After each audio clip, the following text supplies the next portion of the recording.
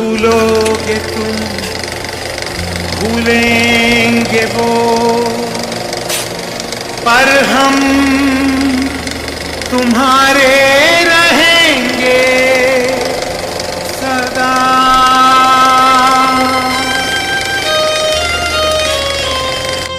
Cinema का वो पुराना दौर याद होगा जब ऐसे ही लोकेशन पर अदाकार एक ही जगह पर पूरे गाने की शूटिंग पूरी कर लिया करते थे।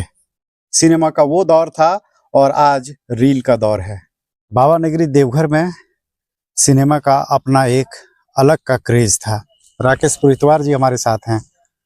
सिनेमा का तो निश्चित रूप से सिनेमा हॉल जिसको टॉकी चित्र मंदिर कहते हैं उसका दौर था।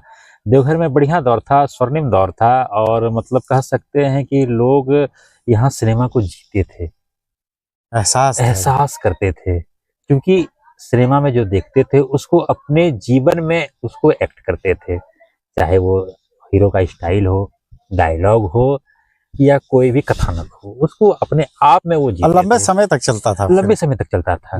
कपड़े का स्टाइल, बाल का स्टाइल, अलग चीज है कि सिनेमा का वो दौर खत्म हो चुका है, लेकिन रुपहले पर्दे की यादें अभी भी देवघर के सिनेमा प्रेमियों के जहन में ताउम्र जिंदा रहेगी।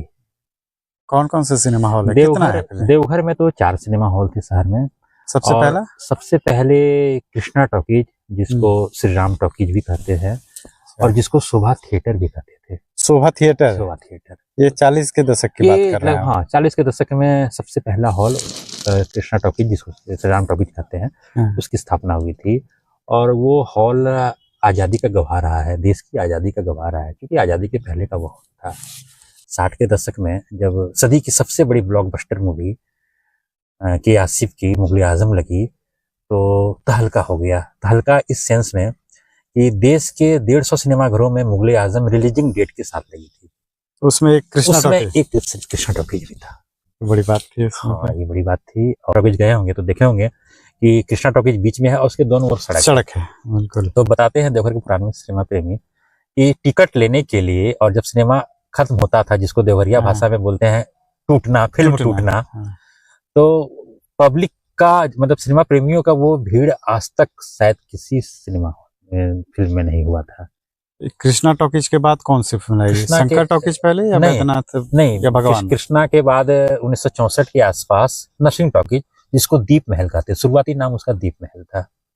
नरसिंह टॉकीज का नाम। अच्छा, ये देवघर का दूसरा सिनेमा हॉल था और दोनों आसपास ही लोकेशन में थे, बाजार में थे, काफी चर्चित हॉल था दोनों। उसके बाद दौर आया बड़े पर्दे का। तो सबसे पहले 83 के आसपास, नवंबर 83 के आसपास, 4 नवंबर 83, अगर तुम ना डेट याद है?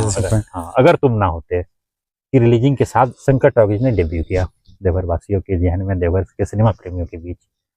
तो नया एहसास होगा कि उससे बड़ा थिएटर, उससे बड़ा पर्दा। और मतलब उस दौर के लोग बताते हैं कि मतलब शंकर टॉकीज सबसे सुसज्जित, सबसे आधुनिक और सारी सुख सुविधाओं से लैस सिनेमा हॉल था। वो देर आए दुरुस्त आने वाली बात थी सबसे ज्यादा। उसके बाद वो भगवान का भी अपना एक अलग दौर था। भले ही 1985 में पत्थर से टक्कर से इस हॉल की शुरुआत हुई थी भगवान टॉकीज की, लेकिन इसका स्वर्णिम काल 1991 में आया।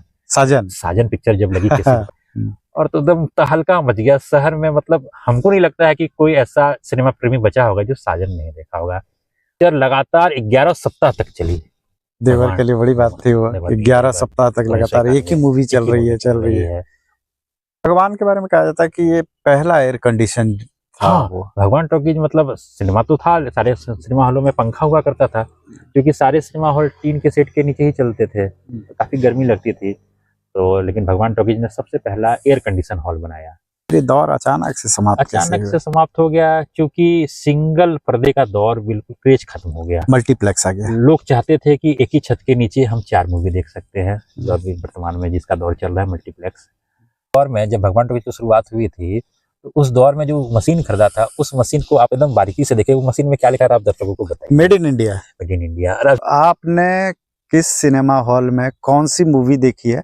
कमेंट करके जरूर बीच में बताइएगा आप हमें कि कौन सी मूवी देखा, कौन सी यादें अभी तक आपके जहन में है कि कृष्णा टॉकीज में, भगवान टॉकीज में, शंकर टॉकीज में, बैद्यनाथ टॉकीज में, किस में आपने कौन सी मूवी देखी थी, उसकी यादें अभी भी ताजा है।